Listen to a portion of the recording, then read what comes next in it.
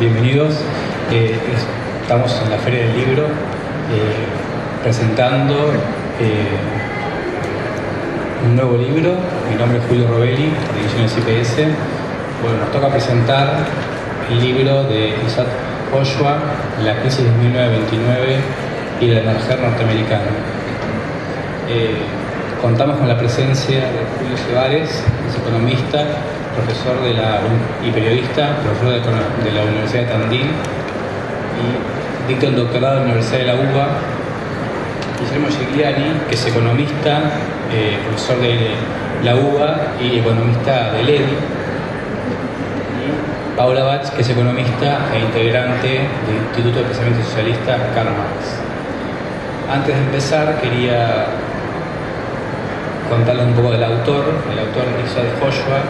es doctor en Ciencias Económicas, también es autor de El lado oculto del medioevo, Los primeros pasos del capital, de 1988, El gran giro, una interrogación sobre el avenir del capital, sobre el futuro del capital, está en francés, pero bueno, estoy acá traduciendo. Una trayectoria del capital, de la crisis de 1929 a la nueva economía, de 2006, y la gran crisis del siglo XXI, un análisis marxista.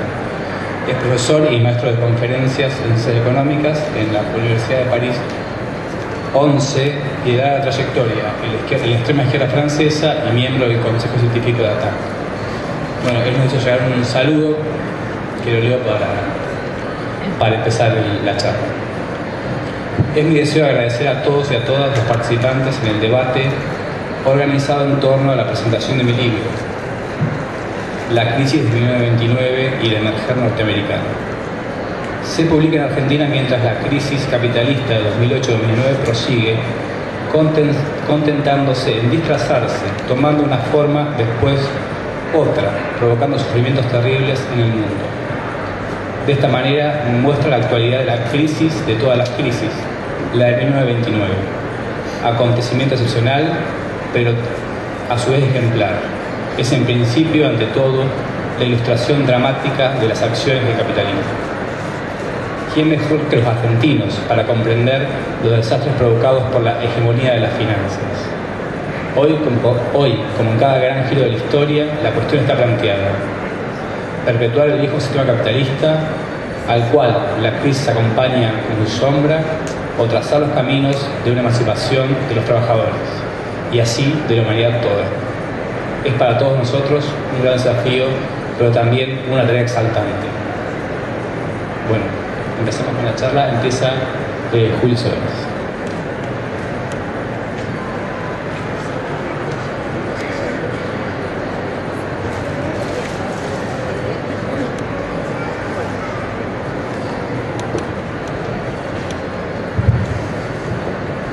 Hola,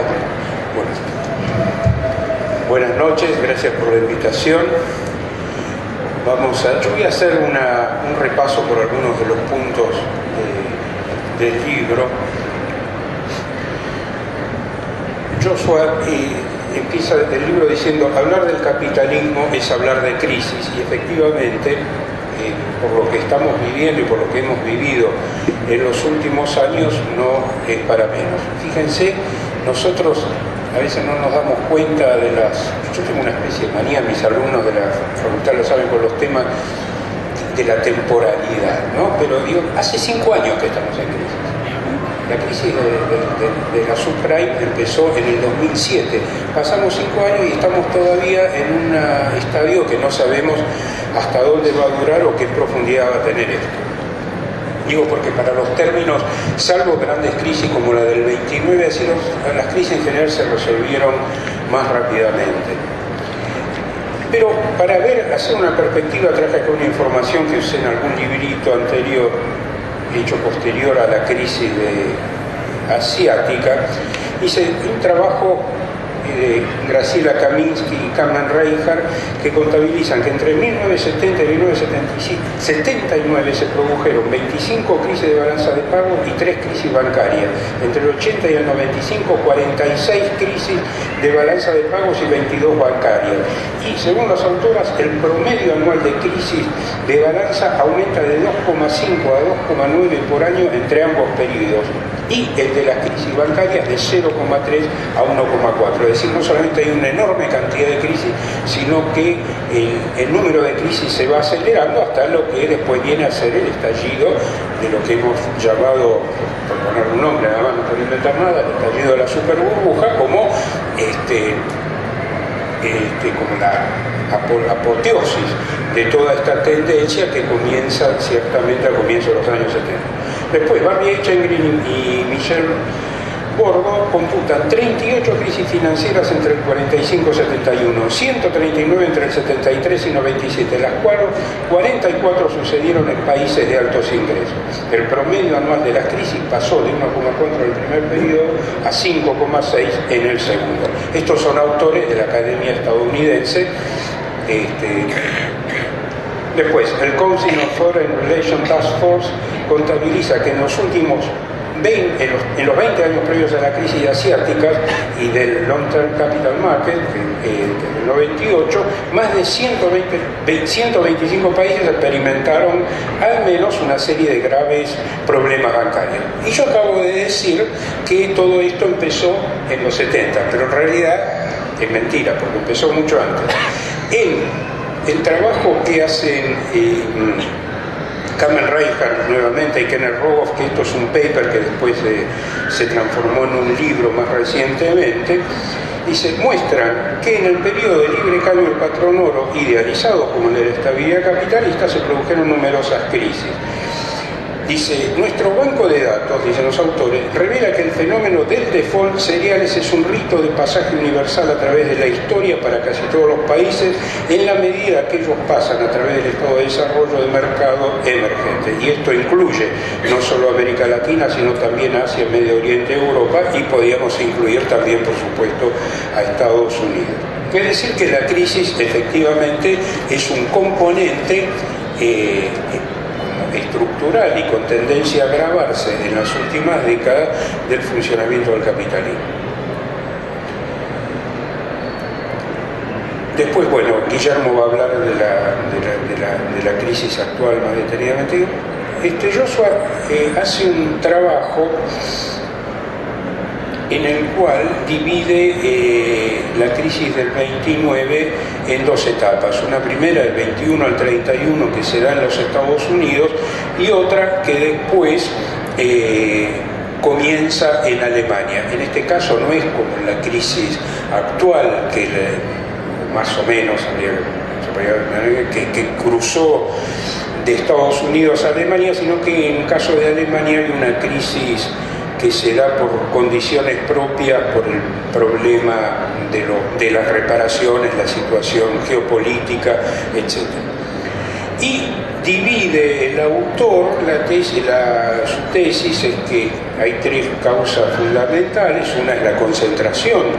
del capitalismo, la creación, el rápido paso en Estados Unidos hacia una sociedad salarial, ahora vamos a ver un poco qué es cada cosa,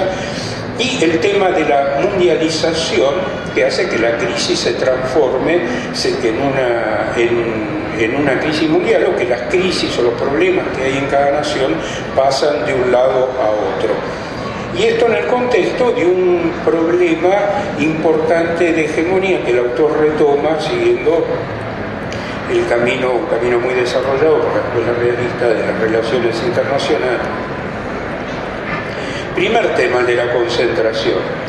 Lo que dice Joshua es que en Estados Unidos, a partir de las últimas décadas del siglo XIX, se produce una fuerte concentración en el capital por la aparición de grandes conglomerados, la combinación de empresarias, la desaparición o la reducción muy fuerte del pequeño empresario, y una reducción que esto es lo que le da a la sociedad una rigidez en las posibilidades de ajuste, un tema que ya a principios del siglo XX va a comenzar a estudiar en macroeconomía la escuela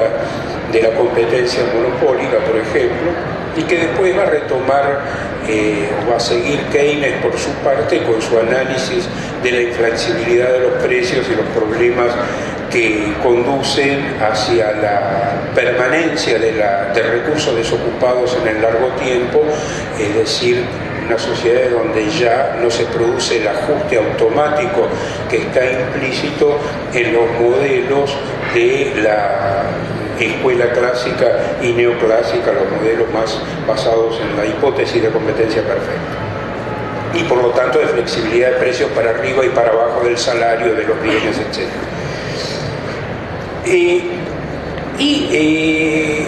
El autor habla de un tema que yo le decía acá a los compañeros que a mí me había resultado interesante, porque no lo vi por lo menos tan desarrollado en otros trabajos, sin que yo no soy un especialista en este tema, no he trabajado en particular en este tema de la crisis del 30, que es el tema de la rápida desaparición, reducción de la economía campesina, de los pequeños campesinos, fenómeno que también se da en Estados Unidos por una fuerte concentración en la propiedad agraria y una capitalización de la producción agropecuaria, y siendo que el agro trabaja por la economía de subsistencia de los pequeños campesinos, es como un amortiguador o un sector que no registra tanto las fluctuaciones de demanda del mercado, tiene un comportamiento más estable. En cambio, dice Joshua, Estados Unidos pasa a una sociedad donde la masa salarial tiene una importancia decisiva, pasa a ocupar o a representar el 60% del ingreso nacional en los años 30, y por lo tanto un efecto de reducción del empleo, de reducción de los salarios, se transmite rápidamente al conjunto de la economía y se produce una espiral no deflacionaria, sino de recesiva. Esto lo compara con el fenómeno de Francia, donde efectivamente la sociedad campesina, la sociedad en Francia, la importancia del campesinado sigue siendo muy importante por mucho tiempo, y lo sigue siendo ahora todavía, digamos, lo vemos cada vez que se discute incluso el proteccionismo agrario, los subsidios agrícolas en Europa, la importancia que tienen las posiciones de los granjeros, campesinos o productores de Francia. Y en Francia, dice, por eso es una de las razones que explica que la crisis fue menos importante en Francia. La caída de la producción muestra cómo ha sido mucho más importante en Estados Unidos que en Francia y Gran Bretaña.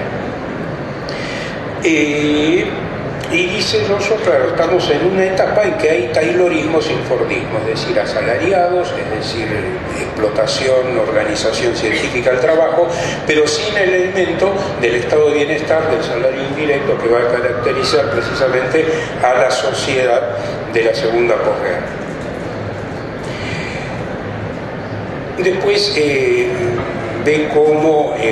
se produce una caída en el crédito a partir de la caída de la bolsa, que va a afectar a los bancos. Esto lo vemos después, porque en realidad gran parte de la crisis bancaria comienza también en los años 30 en Europa, y esto produce ya en los 30 una importante caída del crédito, caída de quiebras de bancos, etcétera. Me llama la atención, por ahí no lo leí con la suficiente atención, pero bueno, yo le decía a Paula que esto, digamos, después de leerlo volví a releer cosas, porque digo, bueno, habría que comparar bibliografía y eso, algunos puntos que uno se acuerda de cosas, pero una de las razones, de los elementos básicos que utiliza otro experto en el tema de la crisis 29, que es Charles Kindleberger, polemizando con la escuela monetarista, es que él observa que una de las razones de la caída importante y rápida de la actividad económica mundial es la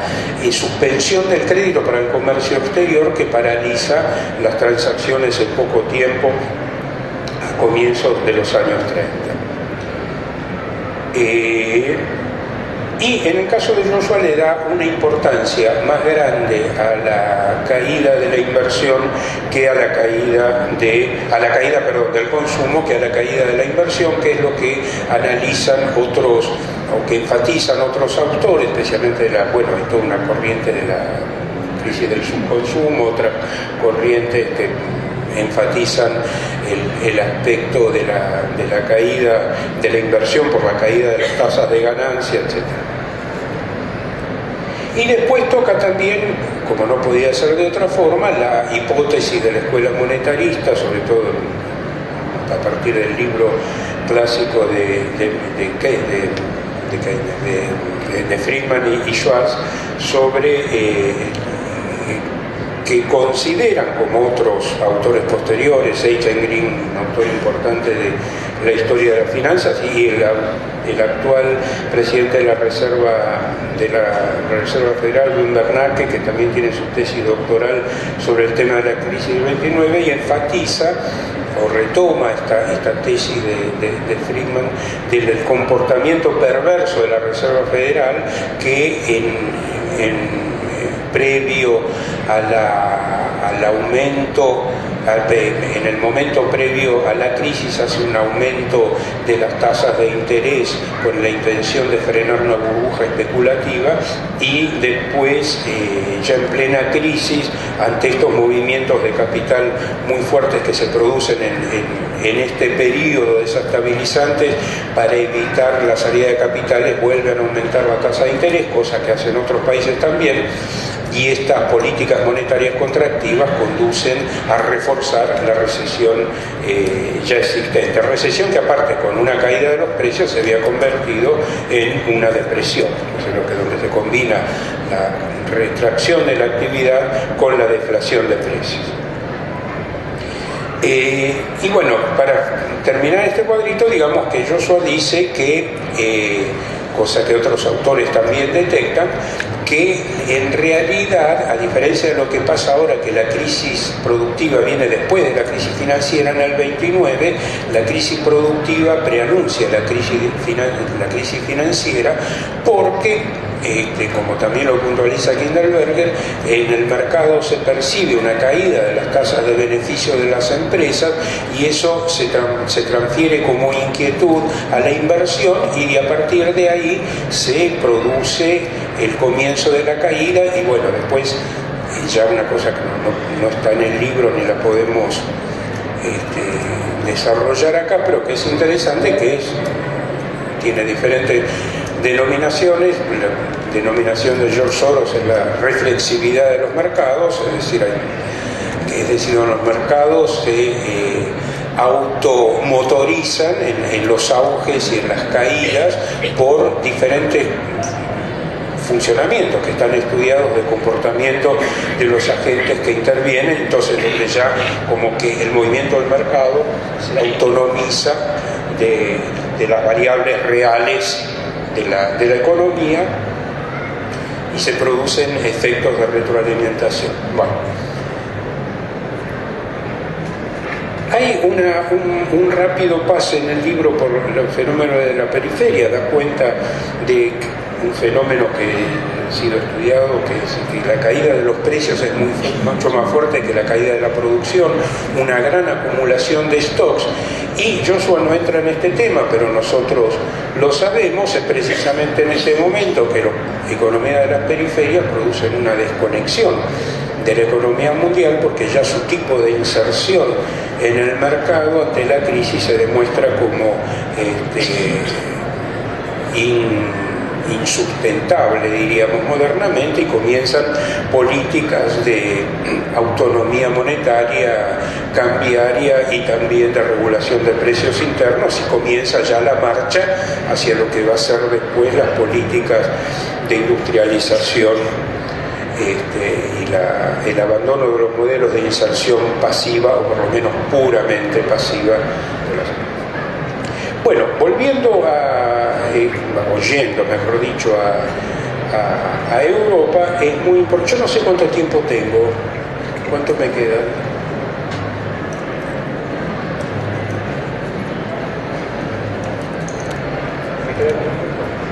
Bueno, volviendo a Alemania, porque después charlamos un poco, porque acá hay tema de conversación. Me causa gracia la dedicación de Joshua, porque dice, porque ustedes saben. Nosotros podríamos decirle, bueno, ahora ustedes también saben, ya lo sabían, y ahora por si se lo habían olvidado, lo saben otra vez. Alemania, ¿no? Alemania es un tema que a mí me encanta como tema de estudio, no me hubiera gustado vivir ahí, porque realmente todo este periodo, pero Alemania es una especie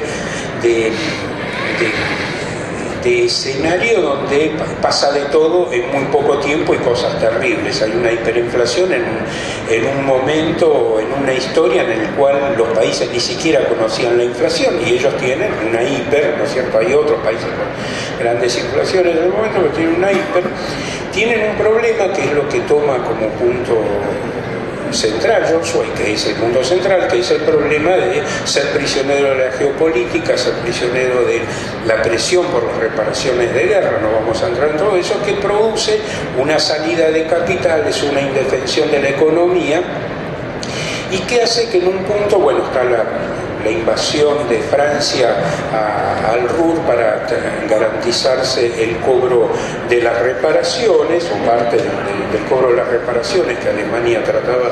de postergar, y todo eso produce una salida de capitales, una pérdida de reservas, un debilitamiento del marco y una situación de no salida. Digamos, cuando ahora nosotros vemos Europa decimos, bueno, muchachos, pero tienen una deuda que es impagable, tienen que hacer el default, pero si llegan a hacer un default se arma un circuito, y sería una cosa que usted, para verla técnicamente, en todo, que hasta el propio que hace el default se le devuelve como un problema tremendamente grave. Pero si hacen el default y hacen el ajuste para pagarlo, tampoco lo van a pagar. Entonces es una cosa que un economista de estos que hablan en inglés, como a veces yo diría, dice, una situación de no way out, ¿no es cierto? Una situación sin salida. ¿Cómo se va a salir? No sé, se va a salir todo, terminar evidentemente muy mal. Pero Alemania estaba en esa salida y se terminó, en primer lugar, con una hiperinflación, después con una asistencia necesaria del exterior que finalmente no alcanzó, porque no voy a entrar en detalle del tema porque no terminamos, pero después de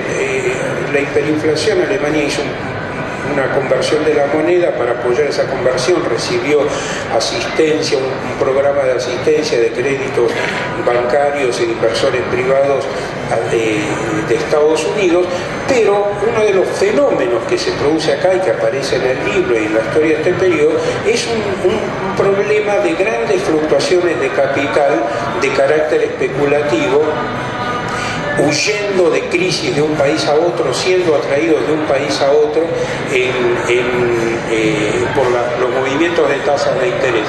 y no ya como fenómenos lógicos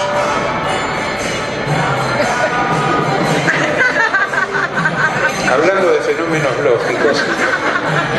Tenemos que pase Hare Krishna, que están en una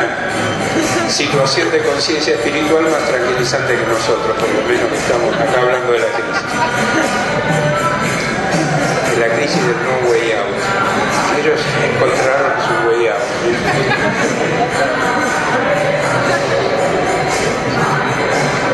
Bueno, igual seguimos, levantamos un poco la voz, impostamos un poco. Decía que ya no eran movimientos de capitales típicos de un mercado abierto, que son movimientos que en la mejor teoría benevolente dice, bueno, son las formas de ajustar desequilibrios, etcétera, como el sistema teórico del patrón oro, y que funciona más o menos así, sino son movimientos violentos y desestabilizantes. Y Alemania, lo que sucede es que sufre cuando comienza el aumento de la especulación, o en el pico de la especulación Wall Street en el año 28, no llegamos al pico, pero está en una corriente empinada, ese movimiento y después el aumento de la tasa de interés por parte de la Reserva Federal atrae capitales y Alemania se queda sin financiamiento y entra en una crisis económica. Después se produce un fenómeno determinante que es en el año 31 la quiebra de un importante banco austríaco, el Credit Anstalt, que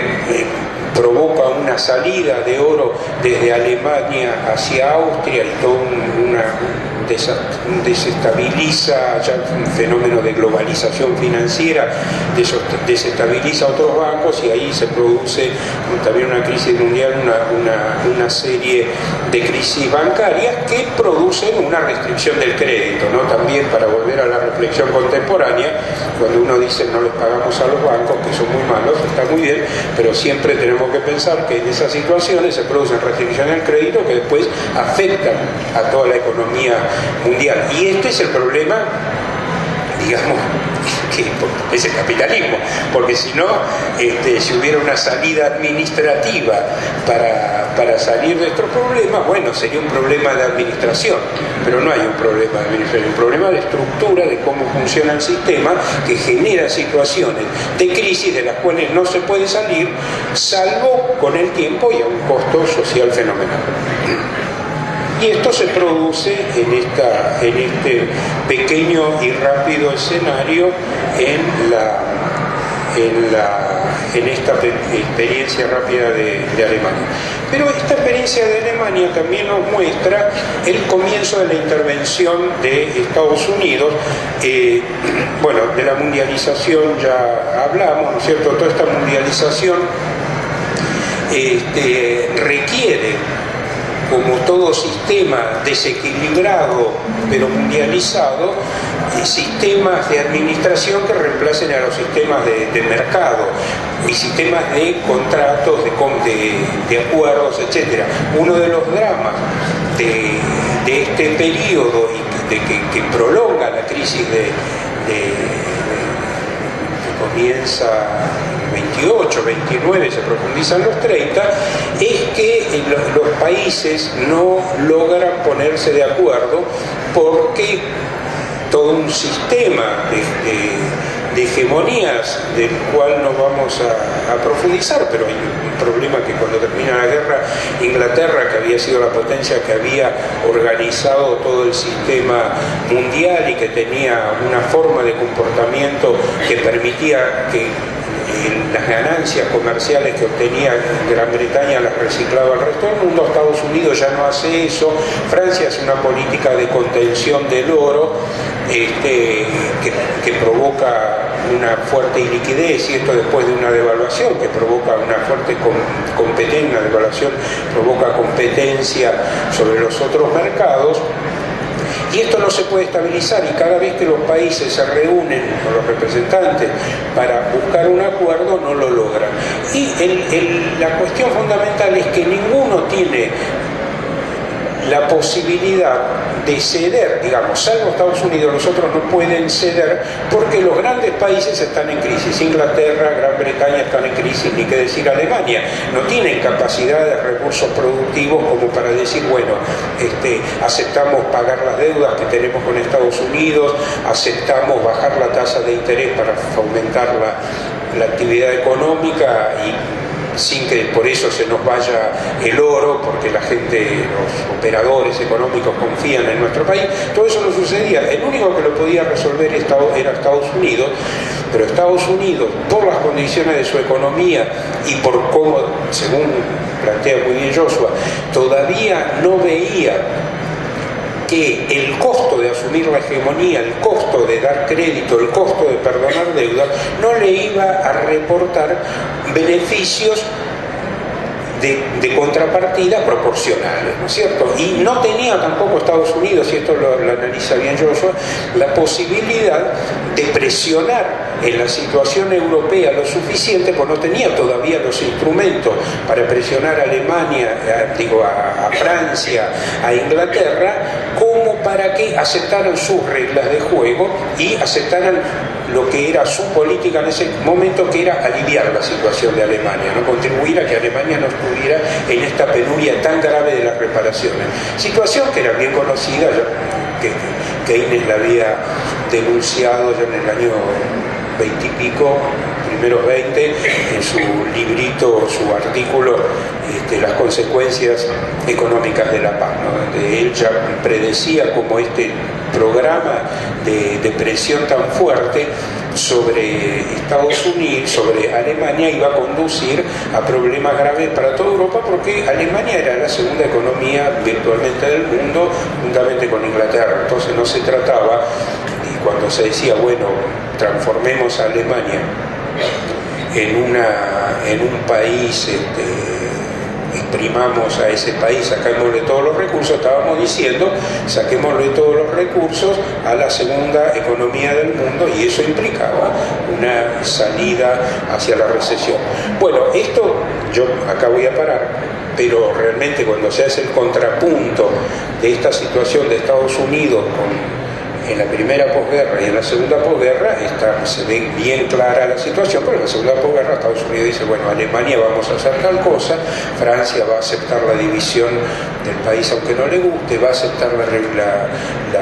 la vuelta a la Alemania federal a que no le guste, y ahí sí se arman soluciones cooperativas en Europa, ¿no es cierto?, entre Europa y Estados Unidos, pero en otro escenario, con una Unión Soviética, con otro tipo de sindicalización. Acá